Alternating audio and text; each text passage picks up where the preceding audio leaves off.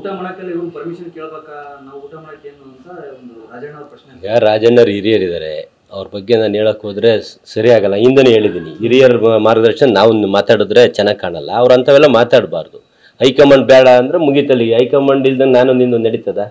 ಯಾರು ನಡೆಯಲ್ಲ. ಹೈಕಮಾಂಡ್ ತೀರ್ಮಾನಕ್ಕೆ ಎಲ್ಲರೂ ಬದ್ಧವಾಗಿರ್ಬೇಕು. ಹೈಕಮಾಂಡ್ ಡಿನ್ನರ್ ಬೇಡ ಅಂದಿರೋದು, ಡಿ ಕೆ ಸಾಹೇಬ್ರೇನು ಬೇಡ ಅಂದಿಲ್ವಲ್ಲ.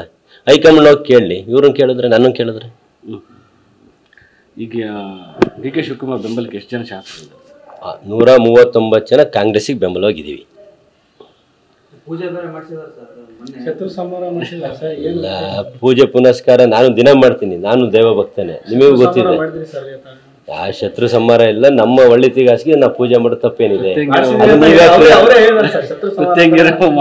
ಅವೆಲ್ಲ ಈಗಿನ ಕಾಲದಲ್ಲಿ ಸಹಜ. ನಾವು ದೇವ್ರ ನಂಬರು, ದೈವ ಭಕ್ತರು. ನಾನು ದೈವ ಭಕ್ತ, ನಮ್ಮ ಸಾಹೇಬರು ದೈವ ಭಕ್ತರು. ನಾವು ದೈವ ಭಕ್ತರು, ದೈವದ ಮೊರೆ ಹೋಗ್ತೀವಿ. ನಮ್ಗೆ ಒಳ್ಳೇದಾಗಲಿ, ನಾಡಿಗೆ ಒಳ್ಳೇದಾಗಲಿ, ನಮ್ಮ ಜನಕ್ಕೆ ಒಳ್ಳೇದಾಗಲಿ, ನಮ್ಮ ಪಕ್ಷಕ್ಕೆ ಒಳ್ಳೇದಾಗಲಿ ಅನ್ನೋ ಉದ್ದೇಶಕ್ಕೆ ಎಲ್ಲ ರೀತಿಯ ಒಂದು ಪೂಜೆ ಪುನಸ್ಕಾರ ಮಾಡಲೇಬೇಕು. ಮಾಡಿರೋ ಸರಿ ಇದೆ.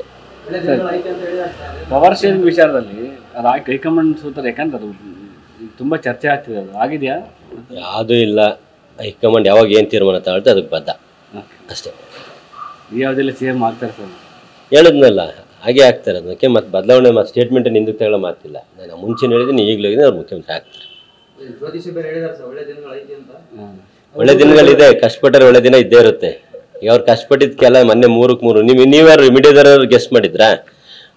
ಶಿಗ್ಗಾವಲ್ಲಿ ಗೆಲ್ತೀವಿ ಅಂತ ಗೆಸ್ಟ್ ಮಾಡಿದ್ರಾ? ಚನ್ನಪಟ್ಟಣದಲ್ಲಿ ಗೆಲ್ತೀವಿ ಅಂತ ಗೆಸ್ಟ್ ಮಾಡಿದ್ರಾ?